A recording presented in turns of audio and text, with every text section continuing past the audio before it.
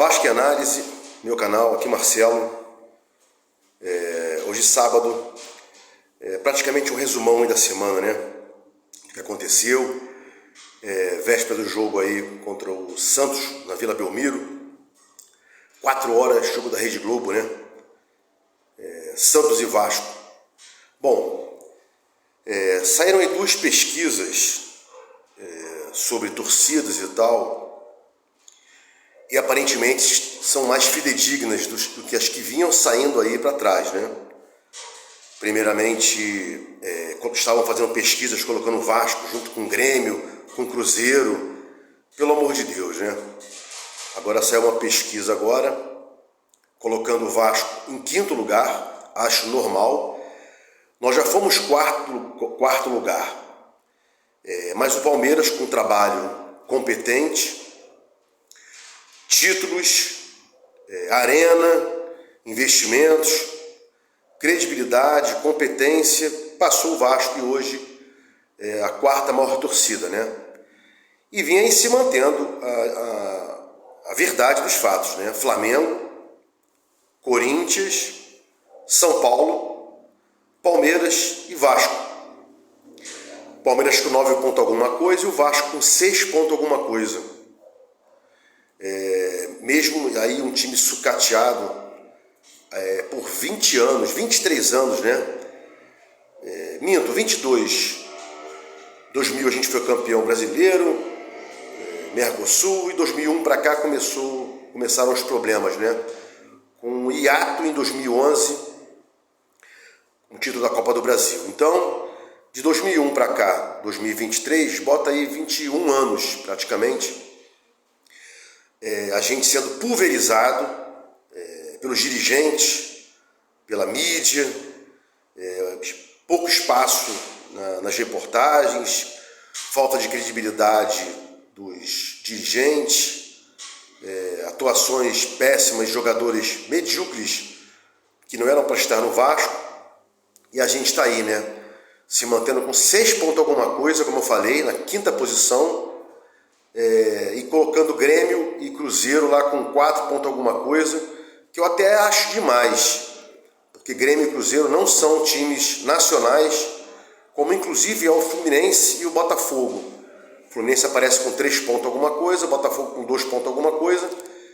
E eu já falei aqui, cansei de falar aqui, né, que meu canal é de Vasco, mas não sou inimigo de ninguém, sou adversário. Eu acho que talvez pudesse ter aí um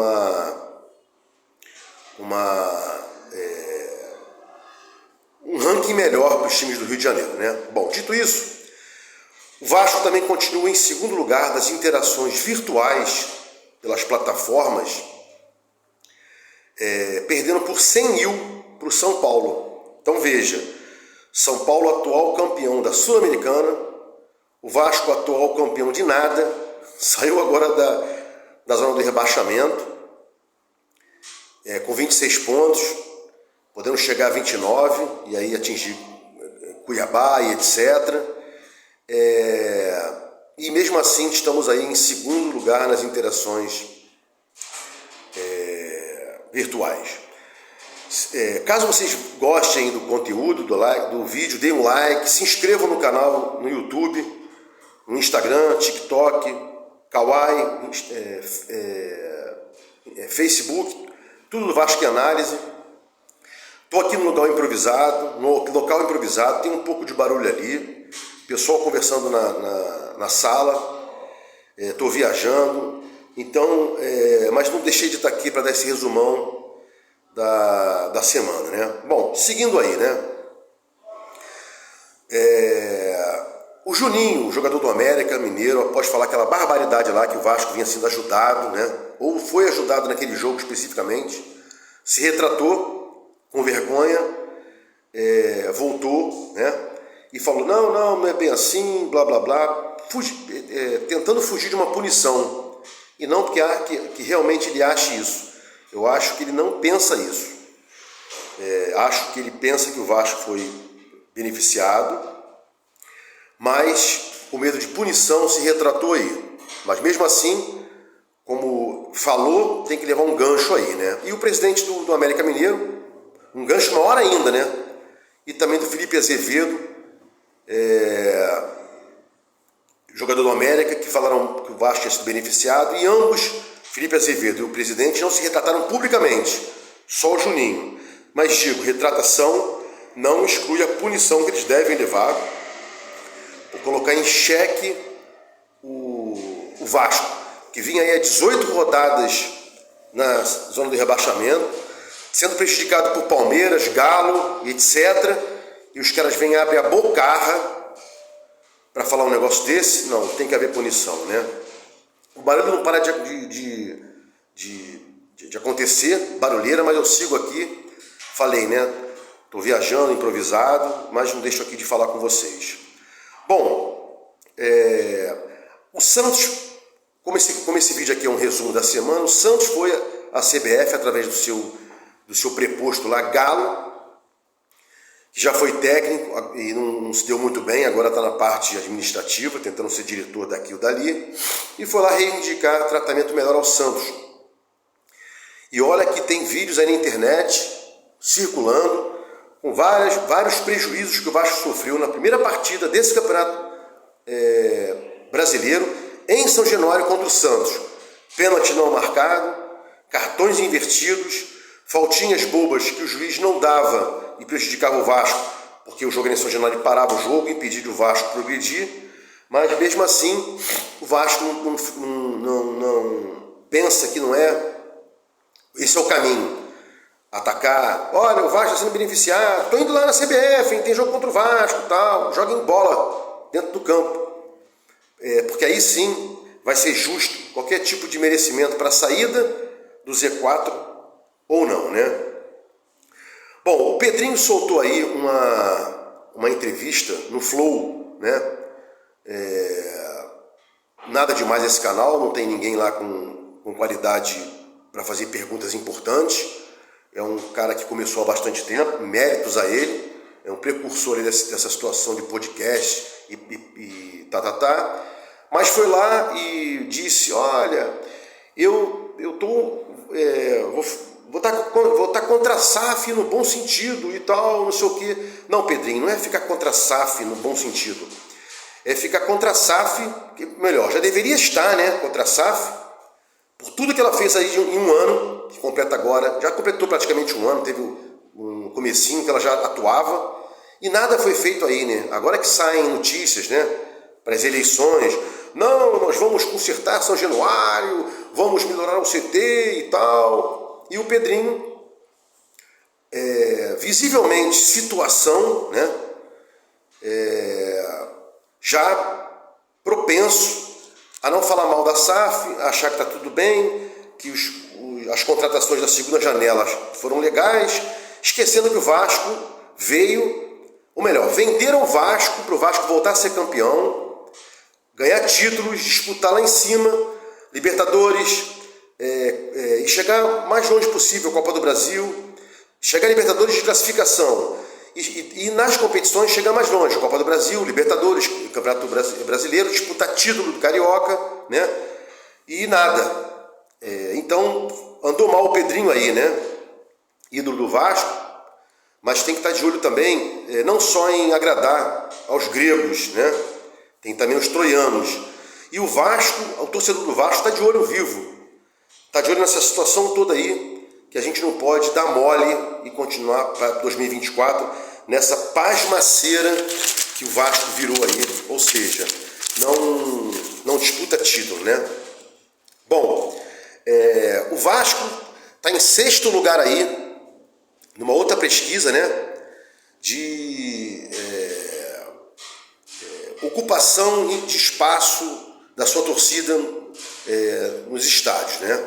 O Vasco está em 6º lugar, mesmo ficando 90 dias sem colocar público em São Januário, ficando 4, 5 partidas sem colocar público em qualquer lugar, porque estava punido, e com essas brincadeiras que fazem no Maracanã, né? Por exemplo, ontem me parece que o Fluminense quebrou o recorde do Maracanã, mas não soltam para o Vasco a quantidade total de ingressos, e o Vasco não pode bater recorde de título algum, de torcida que mais engajada no Maracanã, que mais comprou bilhetes e tal, porque Fla-Flu não soltam a totalidade dos ingressos ao Vasco. Isso aí tá patente, só não vê quem não quer, né? E Pedrinho, já deveria ter falado sobre Transferban, né? Se ele tá aí falando no Flow, não sei o que e tal. Transferban, SAF é a culpada, né? Vendeu aí jogadores, Ignaldo, Pedro Raul, etc. Comprou jogadores, não pagou, tanto em ambiente interno quanto em ambiente externo, né? Tá aí Transferban, a alegação é que não, por enquanto não, porque o Vasco não vai registrar ninguém agora, não vai escrever ninguém agora na primeira janela e tal. Só quando há uma possibilidade de punição, de pontuação, que o Vasco se mexe. Então, Pedrinho, já deveria ter falado sobre isso aí, tá? E eu posso falar que eu sou teu admirador, né? Já falei, Roberto Dinamite é o Deus maior, depois o Edmundo, Deus agora vivo, o maior ídolo vivo, Roberto da história, e temos aí Pedrinho, Felipe, Juninho, né, etc. Para quem gosta do Romário, que o flamenguista Romário, ele foi ídolo do Vasco em campo, mas fora não é, porque claramente torcedor de outro time que não é o Vasco, e flamenguista, né? Ele flerta bastante com o Flamengo, né? E para fechar aqui esse vídeo, pensei que nem fosse ficar tão longo, mas a conversa tá boa, a gente vai falando, né? Mauro César, que eu já critiquei aqui em outros vídeos, né? Tem até um conhecido meu que, olha, você tá falando mal dos caras, não sei o que, tem que falar mal desse Mauro César. A alegação dele foi o seguinte: olha que coisa sem pé nem cabeça. O Vasco contratou bastante jogadores e conseguiu sair da zona de rebaixamento, mas não pagou nenhum deles. Não deve jogadores e tal. É justo para os outros times ficarem na zona de rebaixamento e não contratarem e tal, porque não podem pagar. E o Vasco contrata sem poder pagar. Não, César, para com isso, cara. Você foi demitido de outros lugares porque você fala besteira. Você não é repórter, você não é jornalista, você é torcedor com microfone. Você é repórter com microfone, tá? E sempre tem uma lasquinha para falar do Vasco. Cara, vai falar do Flamengo. Você já está na Jovem Pan, que é um circo, né? Com um palhaço maior, né? O dono do picadeiro, né? Aquilo ali não é jornalismo, é um entretenimento barato, horrível para quem gosta daquilo, né? Chega até a ser de mau gosto aquele programa patético, né? Com ele se molhando, botando máscaras e tal, pelo amor de Deus, né? E aí, nesse lugar já que vão lá os falidos, né? Os repórteres famosos que perderam seus espaços nas mídias nacionais, vão lá para falar um montão de besteira e mais. Esse canal ele é suspeito, porque todos ali só falam depois que o Mauro César fala. Todos têm medo de falar, inclusive o Vampeta só fala depois que o Mauro César fala, e todos ratificam o que o nosso amigo flamenguista fala. Ninguém tem peito de ir de encontro ao que ele falou, só vão ao encontro do que ele falou. Não sei porquê, não sei se ele manda no programa, às vezes destrata lá o palhaço, destrata lá o pilhado, olha, totalmente contra o que você falou, você não tem não sei o que e tal, como tá dando like, tá dando dinheiro, os caras vão aguentando, né? Sofrendo essas ofensas aí veladas do cara, como só a opinião dele valesse a pena, e não erra muito, não é à toa que ele... tem caras aí, por exemplo, Renato Maurício Prado, o Ilan do Fluminense, os caras parecem que vêm em outros jogos, né? E por isso vieram para cá, para o YouTube, porque nas mídias tradicionais não tem espaço. Esse aqui espaço é um espaço democrático, de comunicação, e comunicação não é privilégio de quem é jornalista, qualquer um pode se comunicar, e os caras vêm para cá porque não tem espaço lá, porque falam besteira pra caramba, e aqui é democrático, é até uma fala meio irônica, democrático porque aceita tudo, né? Tá aí e tal, eles têm uma estrada, pegam de lá para cá, trazem para dentro do YouTube, e o pessoal fica aceitando aí essas baboseiras que saem desse cidadão Mauro César e companhia, né? Mauro César, cuida do Vasco, cuida do Flamengo, Mauro César. O Flamengo passou aí 2013, 14, 15, lá atrás, papeletas, não sei o quê, nem me lembro se é papeletas amarelas, né? Kleber Leite, tinha lá o dono de cartório, um horror, e esse cidadão aí parece que está com amnésia, né? E cada vez mais ele oculta coisas do Flamengo, né? Muitas vezes inventa. É muito fácil para o jornalista falar assim, sou advogado e eu não posso falar, não, porque tem uma fonte minha, não, tem que provar. Então um dia o Supremo Tribunal Federal vai chegar a esse ponto de começar a analisar isso aí. O jornalista chegar e falar leviandades ao argumento de que tem fontes e tal, não sei o quê, fala e não acontece nada, né? Nunca defendi aqui o Marcos Braz, mas ele falou um monte do Marcos Braz, o Mauro César, dizendo que o cara estava com segurança, blá blá blá, e parece que está provado aí que o Marcos Braz estava sem segurança, e o cara não vem a público para se retratar. Esse é o nossos youtubers, né? Jornalistas no passado, que agora vêm para cá porque aqui é um espaço democrático, ironicamente falando, porque é um lugar que aceitam tudo, né? E isso vai acabar. Com o tempo, a credibilidade de quem está falando aqui vai ser verificada e esse pessoal vai ficar alijado de falar, mesmo tendo o pergaminho de jornalista, vão ficar para trás, porque aqui tem que ser verdade e o espectador está aqui para ouvir verdades e não leviandades ao argumento de que não, eu tenho fontes e tal, blá blá, e no dia seguinte tudo é desmentido e o cara não vem se retratar, né? Bom, dito isso, amanhã tem jogo aí, Santos e Vasco, vamos torcer aí para que o Vasco venha bem. Não tem ainda definição de quem vai a campo, o time titular. A escalação parece que vai ser a mesma. Os convocados para participarem, né, da totalidade dos jogadores para estarem na partida parece que é o mesmo, não vão haver mudanças. Mas o time titular ainda a gente não sabe. Vamos aguardar aí para ver quem que vai entrar amanhã para jogar na Vila Belmiro.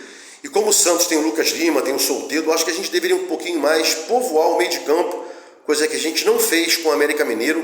Foi aquele sufoco danado, a pior partida do Vasco. O Vasco foi massacrado e eu já falei sobre isso, não vou repetir aqui, só tem um vídeo falando sobre isso. Então a gente tem que ter, tem que ser proporcional, né? Tem que ser razoável na defesa, transição para o ataque, meio de campo, transição para o ataque. Tem que ser uma situação que os jogadores não fiquem espaçados. Por exemplo, o Vasco ficou sem -1 contra o América Mineiro no meio de campo, porque o Payet não criou como 10 e não ficou como segundo atacante lá para ajudar, como terceiro atacante para ajudar lá pelo lado esquerdo. Ficou um buraco, jogadores sem função. E o que eu venho sempre falando aqui, né? Jogador é função, preenchimento de espaços, atacando, defendendo e analisando também outro time para poder dar o contra-veneno. Mas não vou me estender aqui não, já tem 18 minutos de vídeo. Amanhã eu vou soltar um pós-jogo, muita atenção nessa evolução do Vasco aí. O Vasco vinha numa evolução boa, né? Fluminense, Coritiba, jogamos mal contra a América Mineiro, mas ganhamos. Agora vamos ver aí o próximo passo contra o Santos, o que o Ramon Dias vai arrumar.